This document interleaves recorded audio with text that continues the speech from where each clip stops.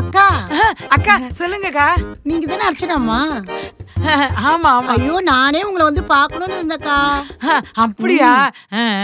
அப்புறம் இங்கெல்லாம் கொஞ்சம் தண்ணி கஷ்டம்க்கா. நிறையலாம் தண்ணி செலவு பண்ணாதீங்க சரியா? ரொம்ப ஹோட்டல்ல வாங்கி சாப்பிடுறீங்களே, உடம்ப பார்த்துக்கோங்க, உடம்புக்கு கெடுதி. அப்புறம் இந்த டிவியில சொல்ற கண்ட இடத்துல எல்லாம் புடவெல்லாம் வாங்காதீங்கக்கா, நல்லாவே இருக்காது.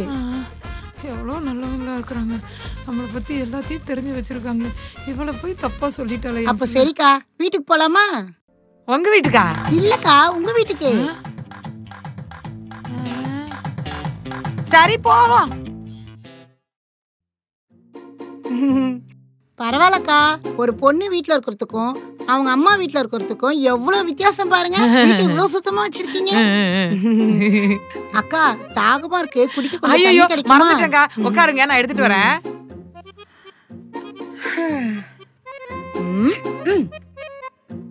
மெத்து மெத்துன்னு சோஃபா. சோஃபாவே எப்படியும் 1 லட்சம் இருக்கும் போல இருக்கே. ஹால்லே ஏசி போட்டு வச்சிருக்காடா.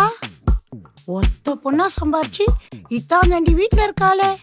அக்கா இந்தாங்கக்கா தண்ணி. தேங்க்ஸ். அக்கா காலையில இருந்து எனக்கு கொஞ்சம் தலை வலிக்கிற மாதிரி இருக்கு, ஒரு டீ கிடைக்குமா? இருங்க இருங்க போட்டு வரேன். அக்கா இஞ்சி டீயா இருந்தா நல்லா இருக்கும். சரிங்கக்கா போட்டு வரேன். ஐயோ சூனியக்காரி.